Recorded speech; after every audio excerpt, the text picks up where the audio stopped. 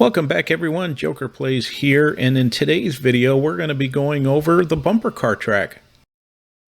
At first glance, it is definitely easy to tell that this stands out as a bumper car track.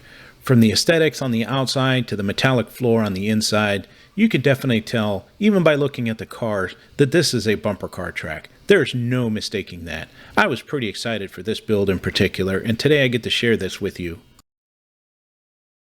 From the very start, this was an exciting build as part of our Master Build series on the amusement park. Even at night, this track is just absolutely gorgeous to see. The aesthetics of it is just top notch.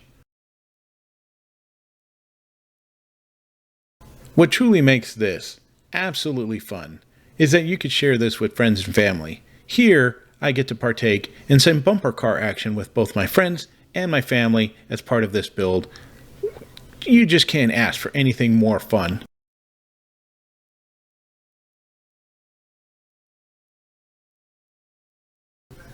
Prior to the recent update, which took us to Chapter 5, Season 3, the cars would do something funny from time to time in which drivers would disappear or go onto the floor. But I'm very happy to report that as of this recent update, this has now gone away and functionality has been fully restored to the bumper car arena, making this just that much more fun.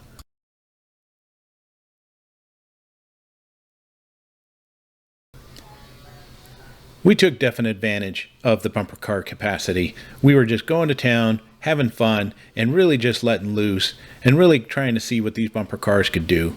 As you can see, there are no damage taking place because materials used in the bumper cars were all the same. As you will also notice that it really got exciting with bumper cars really kind of taking it to another level on this track. Good thing this was a digital environment and no one actually got hurt. As we sit through some of this bumper car footage, I'm going to talk about some of the steps I did to build this arena.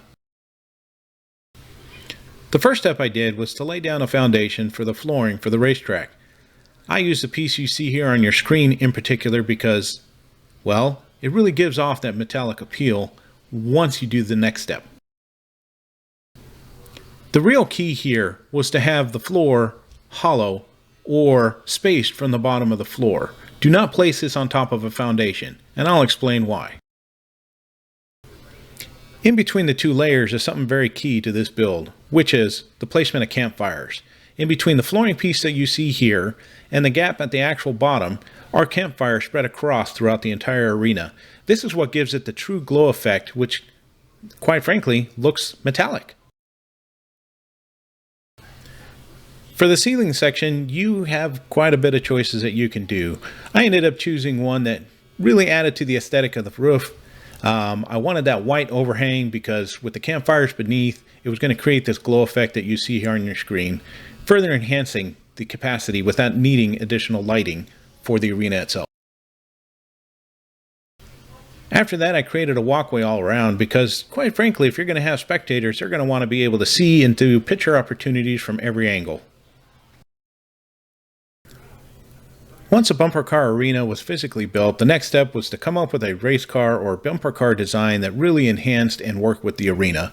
This is where some crazy looking designs took place. After several different designs, a lot of trial and error, we have settled on this design here that works really well in the arena. Now, I'm going to walk you through those steps that it took to build this exact bumper car. Before we begin the build tutorial portion, it is important to note two quick items. The first is, I used the beachy builds in order to build the bumper cars that I used on this track. The second is, this can only be done in sandbox mode. Why? Because there's no power cells used in the build of these particular bumper cars. By all means, please do not allow this to discourage you from building your own version of a bumper car. If you happen to build another version using some of the other builds outside of the beachy builds, by all means, please comment and let me know. I'd really like to see your builds as well. Without further ado, let's begin the build. We're going to begin by placing down beachy thin floor number 2, followed by beachy thin floor number 3, but in a crisscross pattern that is centered.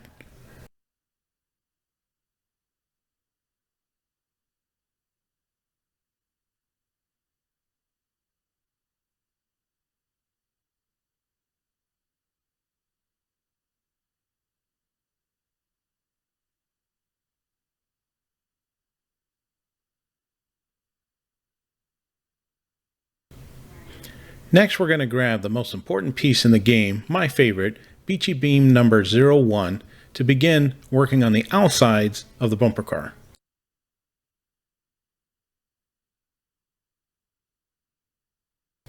As you can see, this build is turning into an electrifying experience.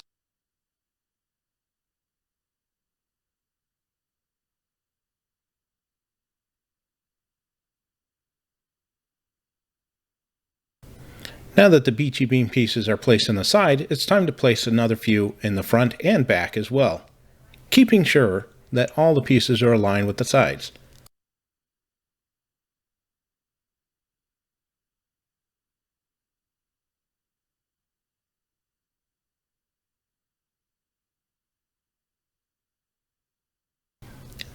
Now that the front and side pieces are in place, you have the ability to place your wheels. It is important to note that this order must take place in order for you to be successful in placing your wheels and tires. If you try and place your wheels and tires before placing the side pieces, the game simply will not allow you to. So keep that in mind. When I put tires down, I always begin by starting with the rear. I don't know why, that's just what I do. Then I know that those are the straight tires, and as I move to the front, I'll end up putting on the steerable tires. The tires are placed relatively the same from front to back. Make sure they are placed as close to the front and as close to the rear as possible. And once you're done, make sure you change the direction of one side of your tires so that they're all heading in the right direction. And just like that, you have built the basic foundation and shape of your car. Now the next step is to place a driver's seat. In my case, I choose to use the medium-sized one. The very last step, and again this is purely for cosmetic purposes, is to place the flag down so that it simulates the look of a bumper car in how it runs inside the arena. The bumper car is now complete. Now you have the ability to remove it from the base and be able to drive it, but only in sandbox mode, as noted before. And here we are, folks, a completed bumper car, as shown in the build itself. And of course, you gotta test it. Bumpers are for bumping. Don't worry, folks, no actual animals were harmed in the filming of this video.